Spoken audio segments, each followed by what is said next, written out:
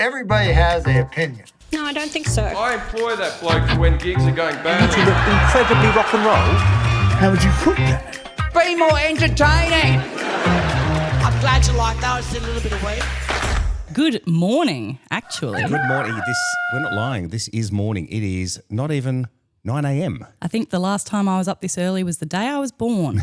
That's right. And we're not alone. We're joined by a guest today, aren't we, Moz? Here we are. He's sitting here quietly waiting for an introduction, which I have right now.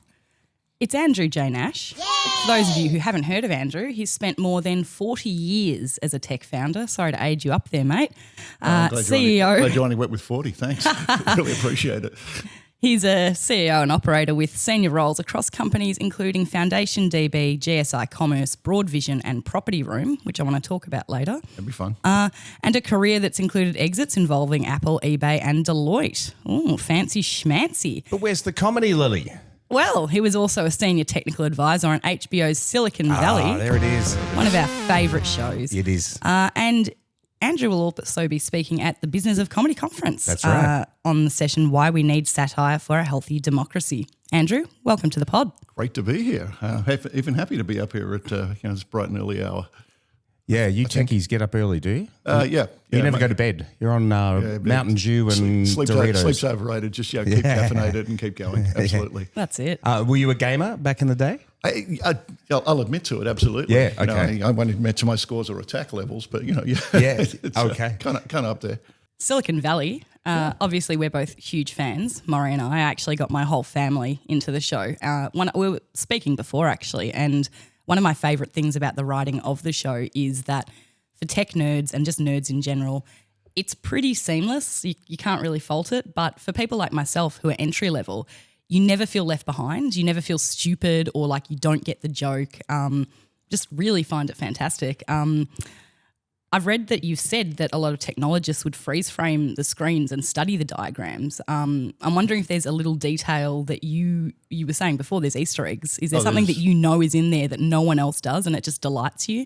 To this day, absolutely. Yeah, there's a few of us who kind of sworn to secrecy, and we knew what we put in there and what we worked on and how we did it, and it gives us great joy. Because when people find stuff, we see it surface on Reddit or around the internet somewhere, and we're like, found another one.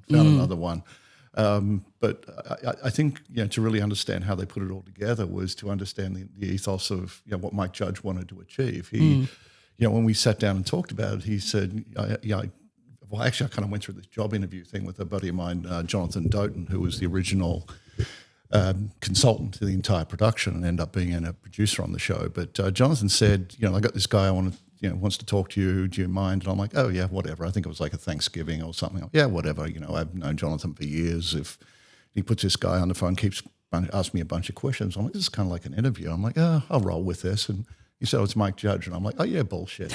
Like can't be. The Mike Judge? The actual Mike Judge. And I'm like, oh, let me quickly apologize. But he basically summarized and said, I just want the technology to be as accurate as the chemistry on Breaking Bad. Whatever, man. Yeah. That totally stuck with me. And I was like, damn. And I said, but why? And he said, well, there's this thing between Hollywood and Silicon Valley where, they just skewer each other and just say you don't understand each other because it's, San Francisco and LA. Like it's more than just the industries. And he said, we're going to get it right. And he himself was actually an engineer. And had actually gone through the whole startup experience, which he thought was surreal and a little bit like Stepford Wives type situation. He said, this is nuts and crazy. And that was sort of the basis. You saw that come out in Office Space. Yep. And this was really kind of the leveling up, if we're going back to the gaming reference. We started with Zelda slashing daisies in level 1, but this is, level 9, level 10, attacking the boss level, yeah. Boss level, right. Yeah, and so many characters that were recognisable. I was travelling between Melbourne and Singapore at the time, working for a tech company in Singapore. So it was just like you were like a week behind reality, but barely, maybe not even that. And everything from Peter Thiel, for example. Yeah. At the time, I don't think anyone in Australia knew who Peter Thiel was. I think we all know who Peter Thiel is now. He's absolutely the one of the 4 horsemen of the apocalypse, isn't he? He's Peter Gregory in the show. And having seen Peter Thiel on camera, Yep. the Peter Gregory character seemed a little bit more sort of autistic or sort of weird, I should say. Sure. Not that autism is weird. And unfortunately, the actor who played Peter Gregory, he Yeah. passed away during the show. he did, So sadly. my question is, if he hadn't died, would Peter Gregory, the character, have invented Palantir? Well, I think the short answer is going to be yes. Yeah. Because it was the nod to realism in the show is evident in almost every single episode, and even down to there was incredible little gags. Like if you saw in season 1, there was a tiny little thin car that could barely have a human. That's in there. right. That's right. That was a Peter Thiel car, and one of the concepts that he invented. Wow. And sort of Okay. was working on and funding as a project at the time. So everything was just a side gag and a nod to a company or a story or a ridiculous startup or something as well. So, if you're really in the industry, you got like more jokes than somebody who wasn't in the industry because you hadn't seen how ridiculous it was. Yeah. And it kind of looked like ridiculous comedy. It's like, oh, no, this is just a parody on like insane real life in Silicon Valley. Yeah. Right? What was the line? I don't want to live in a world where someone else. I don't know about you people, but I don't want to live in a world where someone else makes the world a better place, better than we do. Yeah. It was good. And I think we did in one of the episodes, we had to come up with 16 different lines of making a better place by, using compression algorithms. To Yeah, do this. right. I was about to say that was at the big conference thing at the end of season 1, TechCrunch. and I can't. TechCrunch, TechCrunch. I can't even remember the term, but it was like it wasn't O to O, but it was something like that. How blah blah blah is making, and we're not slow como anymore. Homo, Yeah.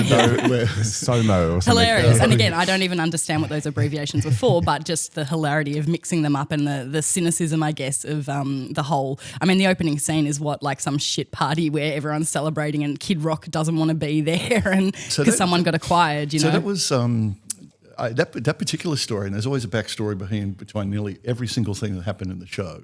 That was magically be able to get Eric Schmidt, who was CEO of Google at the time, Oh, yeah. to actually be the very first cameo. Yeah. And that was testimony to the Hollywood doesn't want to talk to Silicon Valley doesn't want to talk to Hollywood. But the big coup of getting Eric Schmidt in that very first scene in the very first show was like, man, that's huge. right. I'm going to have to go back and watch it now and look for So him. now Eric Schmidt basically will tell you his version of that is like, yeah, I've been to that party. Yeah. Right. So it was insane. Wild. Yeah. Now, speaking of things that we like on the show, I've got to ask you. Yeah. Optimal tip-to-tip efficiency. So you're going all the way to the punchline rather than the build-up, right? But yeah, okay. I've just got to know. Now, for those of you, in fact, I'm not even going to spoil it. You can deep dive it. And in fact, for anyone who's interested, there is a 12-page technical analysis called Optimal Tip-to-Tip Efficiency, a model for male audience stimulation. Now, it's a great read. I've got the link here. Maybe we'll pop it up on the website.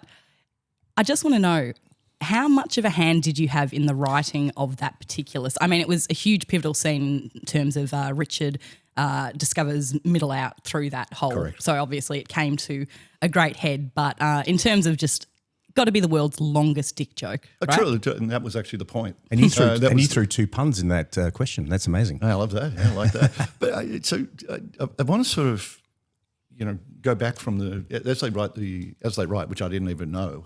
Sitting with the writers, they start with the end and reverse the story arc. Okay, fine. So literally the end of season 1 had to be the world's longest dick joke. Yep. It had to be about compression algorithms, and you had to reverse it back. And Mike then doubled down, said, we've got to get some great people. Jonathan Doughton, who was head consultant, said, let me call up a bunch of dudes at Stanford who are into compression algorithms because we think that's probably the tech we want to go with because it's kind of tech enough, but it's remotely explainable, and most of the audience should be able to get it. And Jonathan, being Jonathan, kudos to him, got the world's leading professor at Stanford on compression algorithms. Wow. A guy called Tashi Weissman. And for those who've watched the show, there is actually called the Weissman score. The The Weissman Weissman score. score. He is actually a real human. But you made up the Weissman score. Is that right? He made up. He made up the for the show? For the we, show. We did. We Yeah. asked him to create an algorithm, and it was he and his postdoc, a guy called Vineeth Misra, who ultimately went to IBM Watson and then left there and went to Netflix, and then was asked to leave being an advisor to the show because Netflix was too close to HBO. Let's not talk producer politics. But the net was got a bunch of actually smart Stanford dudes to actually put it all together. Now, because you had to sort of double down on the joke and take it even further, Vineeth actually then wrote the scientific paper as you would write a scientific paper for any of your discoveries to be published as a researcher.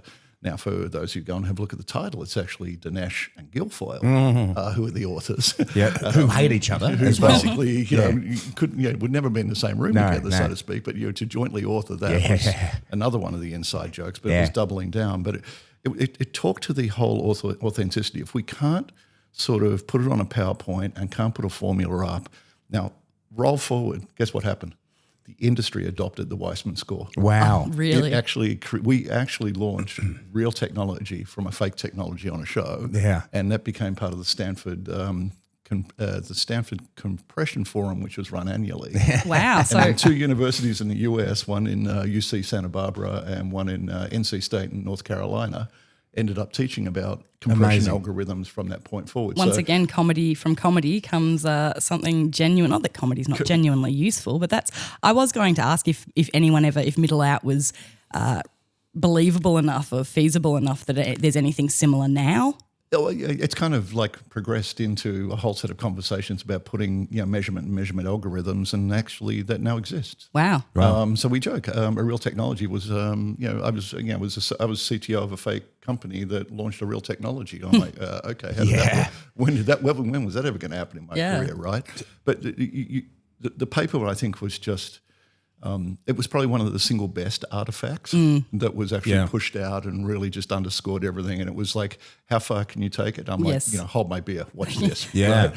But full credit is to Vineeth Misra. He, today, just genius on what he did. So your topic at the Business of Comedy conference is how satire is important to a healthy democracy, but we could also do next year how satire is important to a healthy IT and tech industry. Oh, look, to me, they're actually one and the same thing as well. I mean, one of the coolest things, if you, for those of you who are really the hardcore fans who watch that first 10 seconds intro, where they've got that. Mike didn't want any titles or subtitles or anything in the intro. He just wanted that little 10-second SimCity type. SimCity style growing intro. buildings, And it was just a satirical growing and closing travel, and closing businesses, merging. And the fun one there, I think it was around season 5 in 2016 or so, when Facebook was being influenced with the Russian hackers. Oh, yeah. So Facebook's logo was actually in Cyrillic. I did not notice that. There we as go. an example, there. Yeah. When the Uber had the data breach thing, there was a little ladder between the Uber and the Lyft buildings. When Twitter was blowing up and giving big packages, the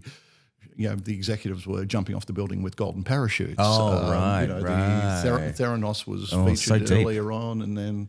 Oops! Look at that. And, then they had the FBI surrounding the building. That's the one with the woman with the very small blood. Yeah, the blood testing. The blood testing. The blood wow. testing. So it was actually that level of energy and that level of detail. But yeah, the PDF that's out there online, the scientific paper, was like the big one. Absolutely. But I don't want to it was one of hundreds and hundreds of Easter eggs. So there was just this whole, we're breaking the 4 walls, we're creating a universe that's actually out there that was literally the timing of which had to drop with each of the episodes. And this was things like billboards on up on 101 in Silicon Valley to have billboards. It was a very fun April Fool's Day joke where Richard was appointed as the chief compression officer at Google. Oh, yeah. Google actually released that. Yeah. So it became actually the industry's inside joke as well, and everybody wanted to clamor on board to the point where, effectively season 1 was interesting because it was really hard to get people involved.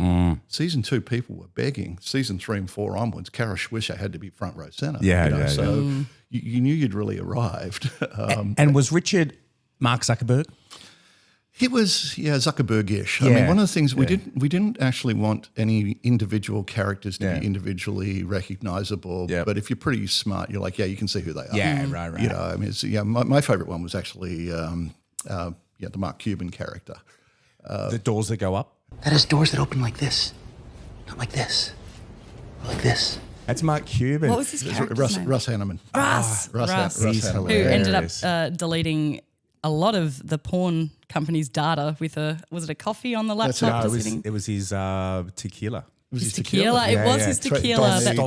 Tres commas. Tres Tres commas, because he's in the 3 comma club. Which is a nod to Mark Cuban, because he'd always talk about the 3 comma club. Oh, wow. But even Mark Cuban, so we got all sorts of different reactions from different individuals, from the characters. Cuban loved it. Yeah, because he right. thought it was the funniest thing in the world. Because Cuban's 6'4", right? Big Oh, dude. because his character's tiny. Yeah, and the character's tiny. Yeah, right? yeah. And just, and did the whole internet on the radio, get it? Internet on, which is, broadcast.com, that he actually sold to AOL for, $1 billion. But, so it was, a lot of it was generally fun, good character. Wow. Everybody kind of got the inside joke. There were a few that people didn't like. Oh, yeah? And you think, well, that's great comedy. Like you've really, you've really sort of, well, I think, the toughest character in there was TJ Miller. Oh, of course. Yeah, Well, he played himself, I think. I don't think he played anyone. I got to be careful because, I can still get lawsuits around the world, I guess. But yeah, look, he is. To me, I think the advisor to a production, not being in the industry, they're all comedians, all incredible comedians. But in many respects, they're themselves.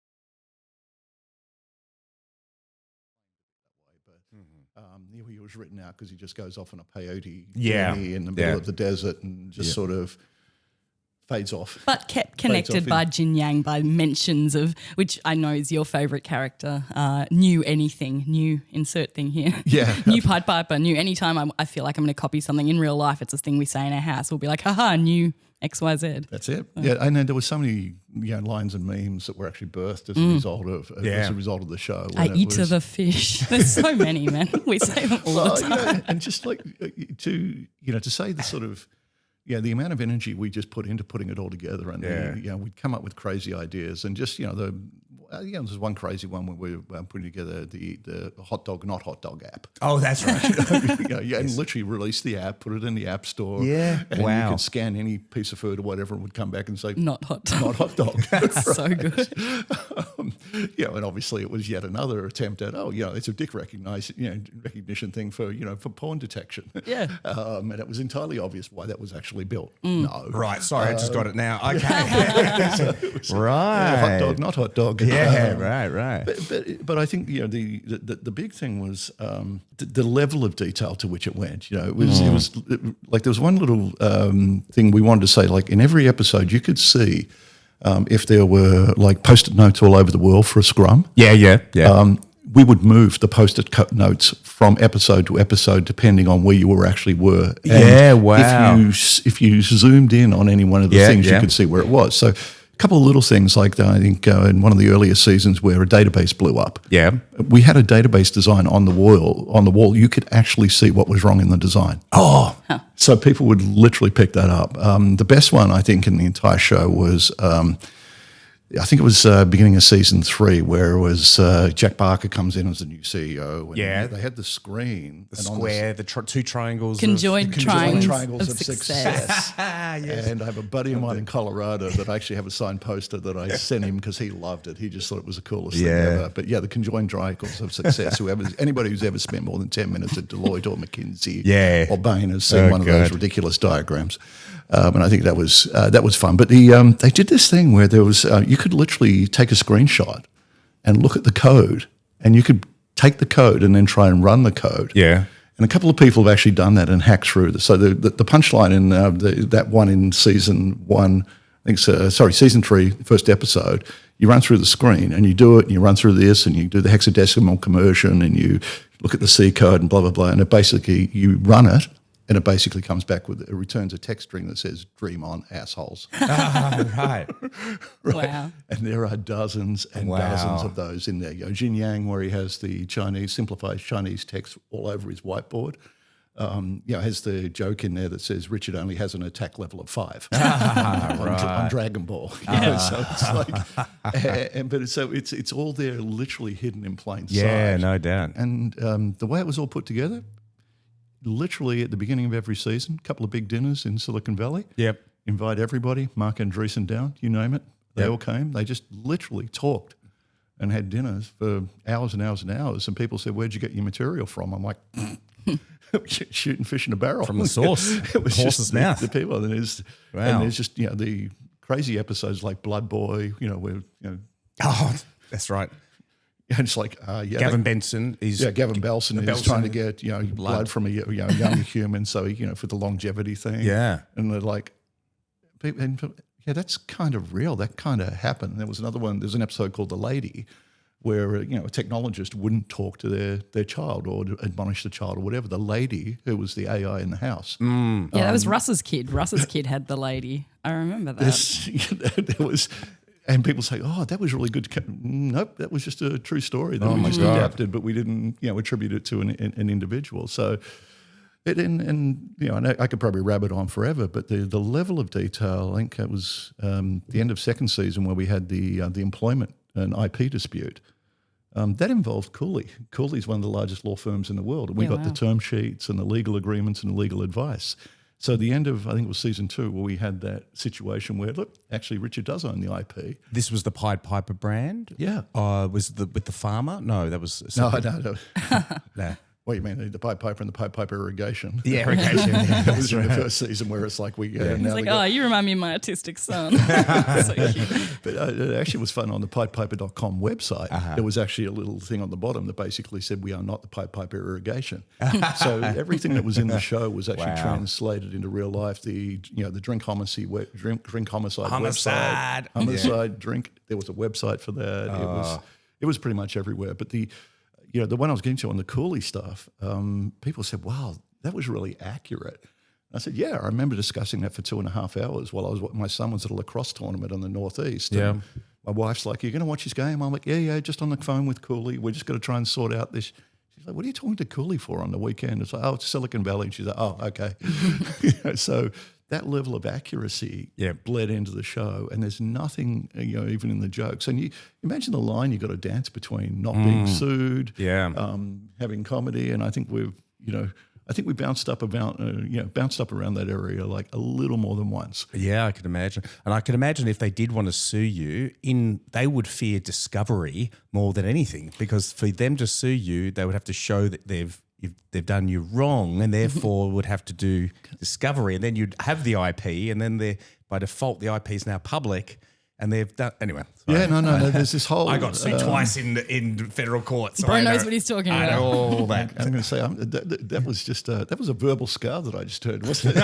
It was. a pretty deep and pretty deep one there. Whoa!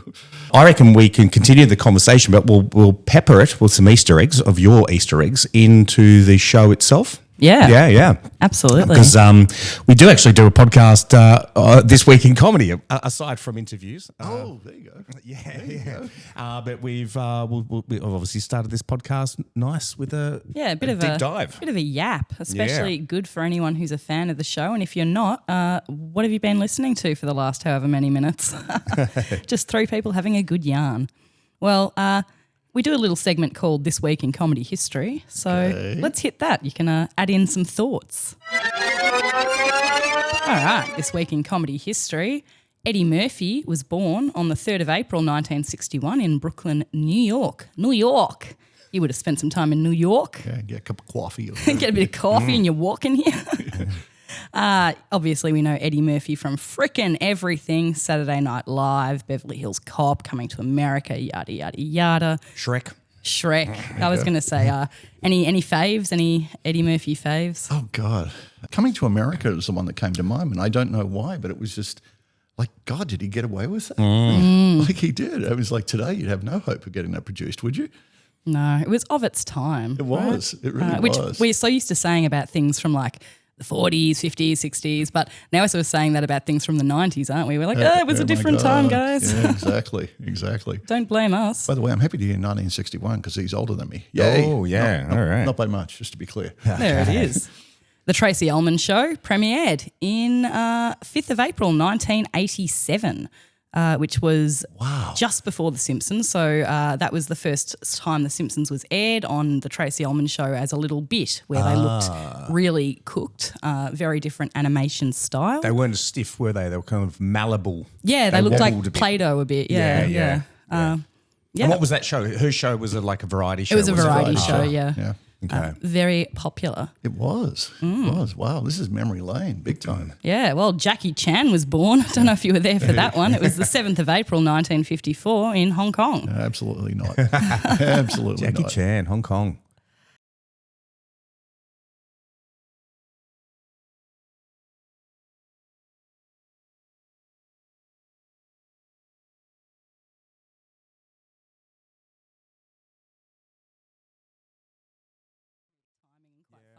Actually, fabulous. Don Rickles. A legend. Well, he died on the 6th of April 2017, age 90, which is, a good innings. I'll take Good innings. Good innings, can't complain about that. Take that. Life and death, that's history, guys. Wow, fantastic. Very depressing. So news, is there news, Lily? Yeah, a bit of news. We are smack bang in the middle of the Melbourne International Comedy Festival. But on the 2nd of April, the Melbourne International Comedy Festival, say it again, Melbourne International Comedy Festival, announced Laura Luang as the Class Clowns National Grand Final winner. Wow. Now, for those of you who don't know, Class Clowns is the Melbourne International Comedy Festival's competition. 5 in a row. Ding, ding, ding, for high school students. High school. Real up-and-comers. Like 15 to 17, I Yeah. think it's roughly, probably 18, I guess. if Yeah, you're still in school. pre-raw, really, the freshest of the fresh. So congratulations to Laura, Melbourne resident, I believe. There you go. And not always Melbourne. I mean, there's plenty of winners, I guess, or finalists, as we should say, that have not come from Melbourne specifically. Did you know Tom Ballard, who is, a well-known comedian and almost a journalist, I would say these days, on podcasts and radio, and he had his own TV show. While he didn't win Class Clowns, he was a 3-time national finalist. Wow. So Yeah. does that mean he started in year 9 or? Oh, I guess he would have had to, 15, 16 and 17. Yeah. Yeah, probably. Oh, good on Years him. of age, yeah. So that was in the Melbourne Town Hall and it was 13 finalists. Wow, So good. very cool. Sure, we'll be seeing that name up and coming. Yeah. Well, we are in the middle of the Melbourne International Comedy Festival. Right in the middle. Lily and I are part of that. We're producing shows at the Crown Plaza Melbourne in the CBD, which Yes. Crown Plaza Melbourne is opposite the helicopter pad of Batman Park. Thank God there's only one. Yeah, because if you, I've met a few people who are internationals. And by the way, the helicopter pad on the water, not the helicopter pads on any of the rooftops, just to be clear. Correct. Yes, it lands. Right. It does land on the water, doesn't it? Yes. And it is noisy. And I have a couple of years ago, I knew some young parents who were at the local primary school that I was at the time, and they thought this was amazing for about the first week.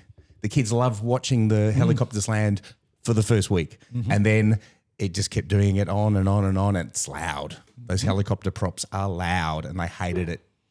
So yeah, if you live in the CBD of Melbourne and you're facing the Yarra, it can be quite noisy. Anyway, the reason I say this is we're back with the Melbourne International Comedy Festival, and we're starting to get reviews out. Have you seen these reviews? Oh, a couple of Chortle reviews. Chortle actually. reviews. Now, Chortle is a UK comedy rag. Oh, good. So it's not a Pokemon character. It sounds like it is.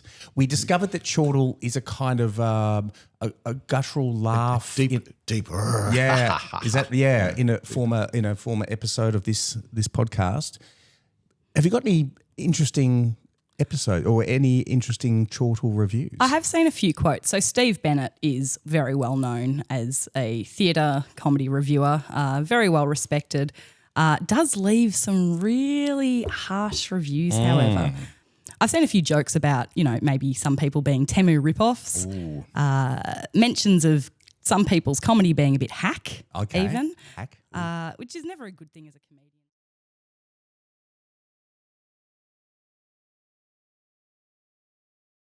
So maybe it's his shtick. It's his shtick. Well, Yeah. I mean, hey, we've revealed it now. It's a guy, guys. Well, so that's the bad news of Chortle, and I guess it can make or break a career. Maybe. I mean, I think they say all publicity is good publicity, right? I think so.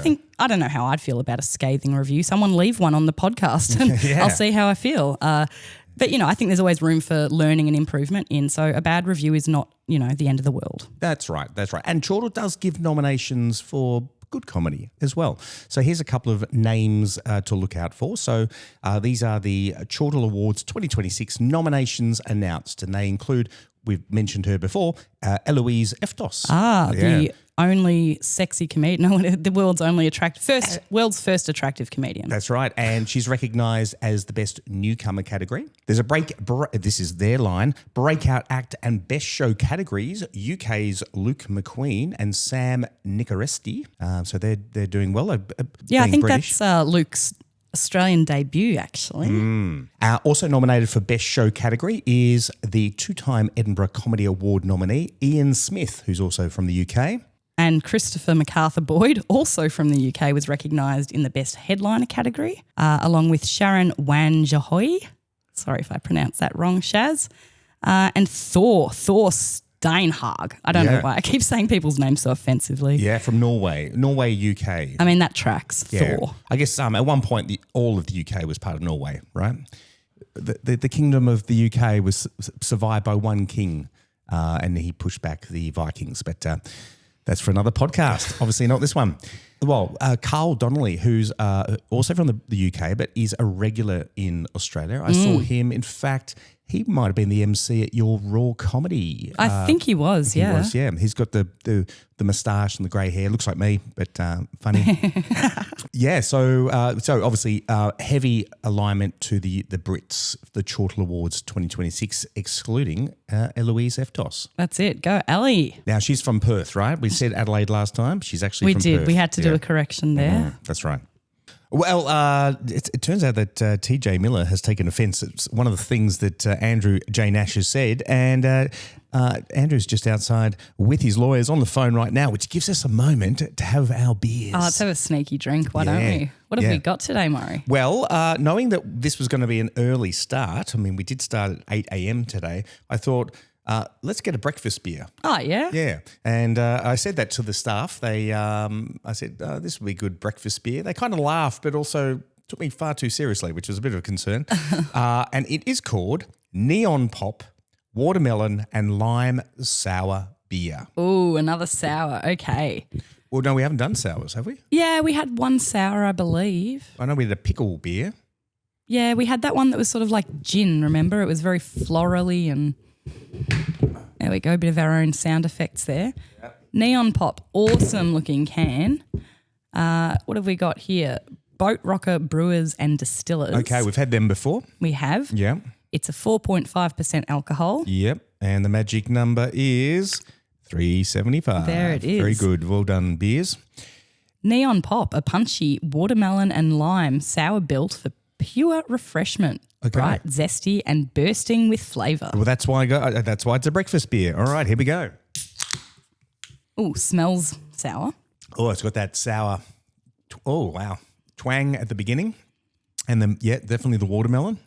I need another sip. Hold on. Yeah. Okay, so the first taste tastes like vomit. I'm not going to lie. It tastes like my teenage years and throwing up alcohol. Mm-hmm. But the back end reminds me of Sour Patch Kids, like the watermelon flavour. I don't know if it's the artificial sweetener. I don't mind the back end of it, but I could definitely easily drink these. I would use this as a mixer maybe with some juice. Yeah, maybe some slices of orange or That's what I was thinking, a bit of orange juice maybe and... yeah, definitely. If you are an alcoholic, definitely a morning beer. I don't know if I would be drinking that regularly, but with donuts and an 8 o'clock coffee, I reckon that's a decent beer. Yeah, I'll give it that. Speaking of things that you don't know. Oh. I don't know if you know this. I don't know if you know this, kids. Has it ever made you pause and think? But the word butt, so a butt, B-U-T-T. B-U-T-T, as in bottom. As in bottom, behind, was once a real unit of measurement in the United States. Right. The National Institute of Standards and Technology said it was used for alcohol, so very within our realm. Yeah. In the US, one butt Yeah. equaled 126 gallons. Okay. So for those of you who don't deal in gallons, that's 477 litres. Right.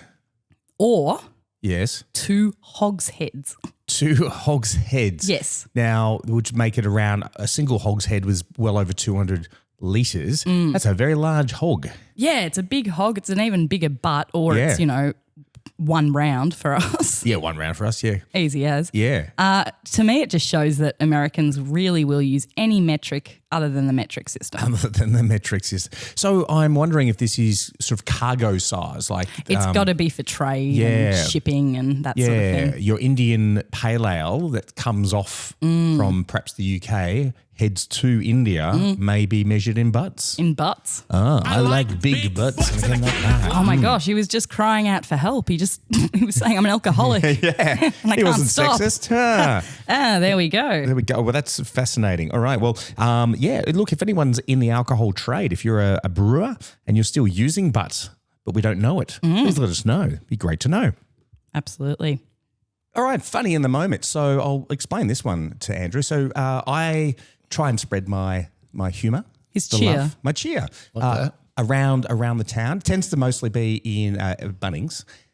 And because I go there a Any lot. particular aisle? No, but it's always with the dog, and the wife's there telling me to buy a certain screw, left-handed screw that you can never buy a screw. You have to buy a box of them. Sure. And she's like, "Why did you have to buy a box of them?" Of course, not my problem. But this one does not involve Bunnings.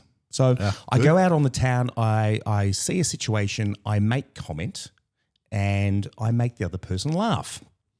Or I don't. And if I don't, you have to be there. So I took the dog for a long walk during the Easter break. I think it was on the Sunday. And I was walking past Flinders Street Station. Now, for those in Melbourne know, Flinders Street has the clocks, which was the place to meet before mobile phones, and you could tell people. And now the greatest gathering of photographers anywhere in the world. Oh, is that right? Yeah, on the opposite corner, taking the photos of the said clocks. Oh, Yes. said clocks. Yeah. There we go. And preachers, because that's this story. So as I was walking up from the Yarra up towards Flinders Street Station, I could hear the tones and the energy of a Christian preacher. And he was on a microphone and he was preaching out to the intersection of Flinders Street and Swanston Street, very loud. And he did the old classic cliche line, "The end is nigh and prepare to meet your maker." And I was just standing waiting for the lights to turn green with the preacher behind me. And I turned to the lady beside me and I said, "Are you off to meet your maker at the same coffee shop too?" I love that. And she laughed. So that was good. That could have gone anyway. I mean, she could have been very religious and slapped me, but she did not. She had a good laugh. She could have been offended. She could have sent you to meet your maker. Pushed me in front of the tram or a car. I've got a few questions about Go. some other endeavours because you're not just a man of one talent. You've Oh, been actually, I am. Like one, and it's really monotone. one talent, but over multiple places.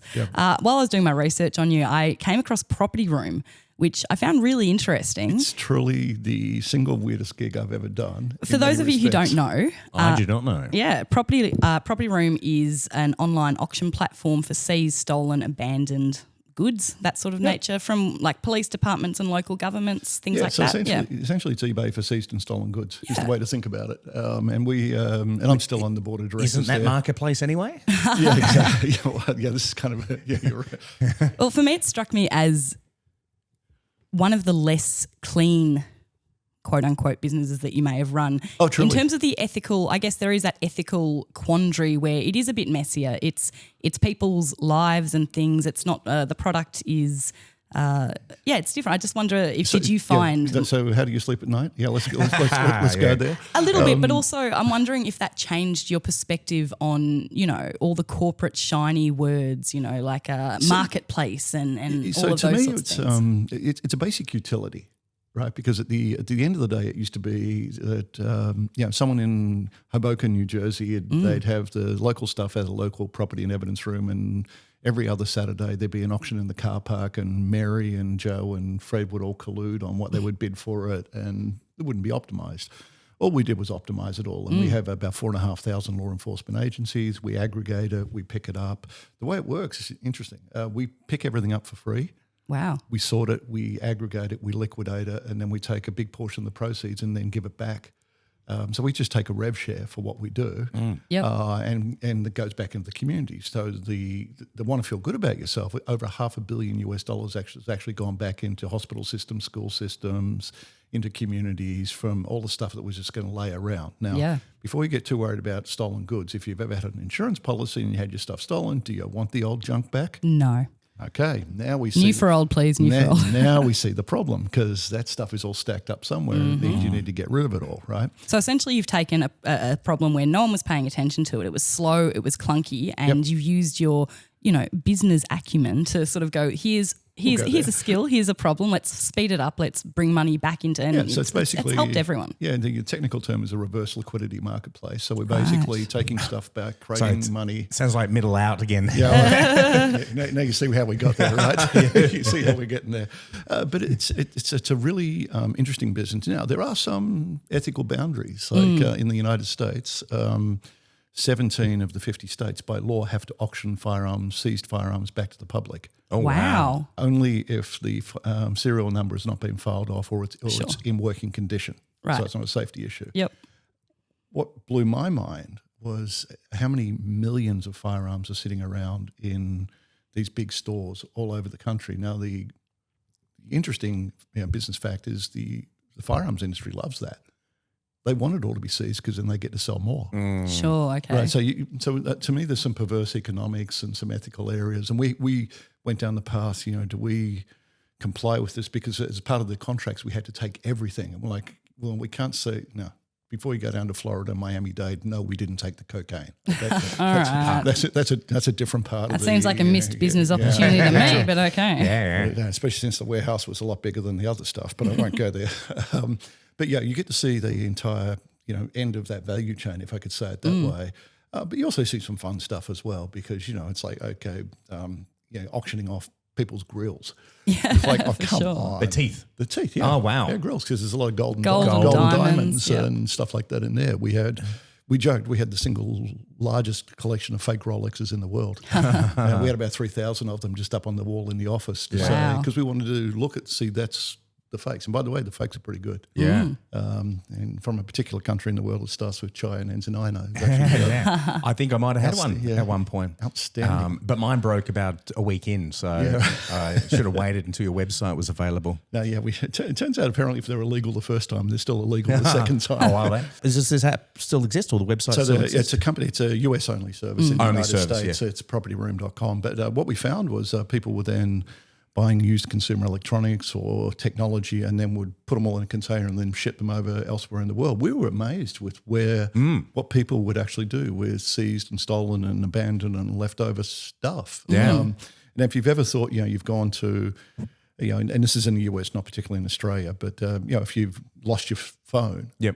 9 times out of 10, people will actually do the good thing and go hand it at a police station, but then they have no ability to find it or get into your phone, and that's a whole other episode as well. We found another company that actually can now hack iPhones for a living, and and that one was a nice one. We worked on, invested that one, grew that one, and sold it. But all they do is sell to the law enforcement intelligence community when you're worried about privacy. So there are literally business models for everything.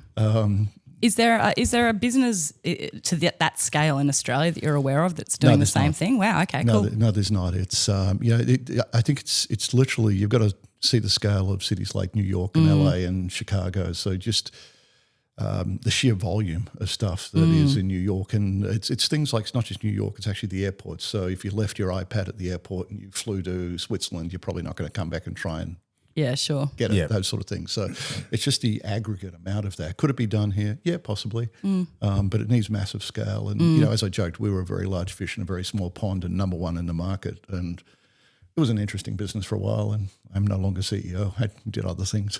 Yeah. It was kind of fun to play with for a while. Yeah. And that kind of mindset, if I may bring it back to comedy, the Business of Comedy Conference is about taking the mindset that you've developed over the years in the tech business and entrepreneur business, and then looking at how we can evolve the business of comedy, whether it's in the film, television, whether it's in the production or in the payments platforms, whether it's in the tech itself, making better cameras or making better recording devices. And in fact, the entertainment industry has driven many of the innovations, whether it's in recording video or otherwise, and also things like gig economy marketplaces and similar. I mean, they're perfect for the business of the business. So taking folks. In fact, a lot of the folks that come out of the e-commerce and similar industries have actually blended over and worked over with in the industry and put together things. And even some of the local folks who put together their own independent artist platforms to actually help the independent artists. Love that. I think that's there should be more of that because it's a big wide world out there. But where do you find the gigs, right? That's right. Yeah,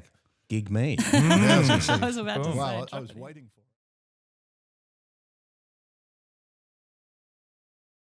By the way, speaking of Gig Me, I'm getting another cat soon. I'm addicted to cats, and we want to get an orange cat. And my children actually thought of this idea. If Gig Me ever gets lost, the cat, we can put the event up on Gig Me with the QR code on the lost posters, and people can scan and go to Gig Me to find Gig Me. So the cat's going to be called Gig Me? Yes, it's going to be an orange cat called Gig Me. There we go. On Gig Me. So Gig Me is going to be lost. We might just release it every week and just put up posters. I'm lost, and then you go to the event on Gig Me. You know what, the logo, if you put, there's like a little sort of icon that indicates location pointing in the one angle. But if you flip that around and put another one on the other side, you got it ears. would look like two ears. Two ears, there you go. Look like a cat sitting down. There we go. So if Gig Me never works out the way it's supposed to, we can always flip it and turn it into a pet finding app. Which might be a good segue back to Silicon Valley, which is pivoting, the pivot episode, where the very lanky, tall Jared, which is not his real name, he's going around. I think he's on speed, or he hasn't sleep deprivation, and he's going up to people randomly and going, yes, no. What was he asking? He was like asking whether if there was an app that could locate your child, right? If I could take your child right now, would you be yes, no, yes or no, yes or no? Yes, or no, maybe, yeah. Oh God.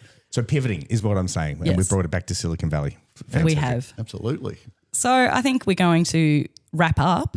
There's one question that I have left because you have moved into a different space now, which is AI. And I'm wondering, do you fear AI? Do you think AI is going to take over? Do you think AI is this big, bad, evil thing? Or do you think it's more a tool that we're all using now to help ourselves? Oh, no, I'm one of the jaded dudes that's been through every one of these amazing things that's going to change our lives for 50 years. This is a big one. This is a really big one. It's going to change. It's been very pervasive. It's going to impact it. Is it going to take over the world? Are we going to all end up like on the cruise ship on Wally at the end, where we're all just scanning our tablets and somebody else is making all the decisions for us? No, I do think this one is a seismic sort of change, and it's probably the biggest one I've seen in my career. It's still early days. I mean, I'd say we're about 3 to 5% into this journey. Everyone's declaring, it's amazing. It's like, no, we're still figuring it out. And AI is not new. AI has been around as long as I have. Wow, okay. It's 50 or 60-year-old technology. It's not. It's what's new is the scale, the compute, the platforms, the data centers which are now apparently going to be bigger than individual countries. Wow. And once they figure out the water and the electricity and everything else to power it, and make sure that us humans have left to compete with some of that water. So there's actually some big technology challenges for us. But I think it's look, this is just yet another big change because everyone got pretty excited about spreadsheets in the late 80s. I recall because I am that old. Everyone's getting about as excited, but the big excitement now it's billions of people all at once. There weren't billions of people. There was a bunch of bean counters who was pretty excited about a spreadsheet back in the 80s. Yeah. The scale of this is staggering, and it's going to impact us all. And I've heard that AI will take everyone's job except for music, sports, and comedy. And comedy, absolutely, because God knows. I mean, if you can't figure out an algorithm to put the comedy in, then so somebody up there is looking after the comedians. And they're saying, okay, protected, hello to Skynet. Leave them alone. Skynet's hack, guys. Skynet's hack. Skynet 2. 2.0. Well, fantastic. Thank you very much, Andrew. Andrew you. J Nash. That's it. There's a story behind that, but we'll stick with that. Is it a Hollywood story because there was already Andrew Nash? There's so many Andrew Nashes all around the place, and we decided, right? even when I came back up here to Melbourne, another one who was the chief scientific officer at CSL. Oh, okay. And we're both professors up at the University of Melbourne. And I said, okay, I'll go by Andrew J Nash. Wow, it's more also, Hollywood for. It's also good for SEO and AEO optimization. Just saying. That's it. All right. Well, Andrew J Nash, it's been lovely having you on the show. Welcome back you're back in Melbourne now permanently. Absolutely. Excellent. Welcome back. And I'm very happy to hear, unlike some people, you've been in America for a while and you've retained your lovely Melbourne accent. Absolutely. Loving it. Sticking with it. Well, I hope you have a good one. Thank you. Thanks so. And you have been on This Week in Comedy. How would you cook that? Be more entertaining. I'm glad you like that. It's a little bit of weight.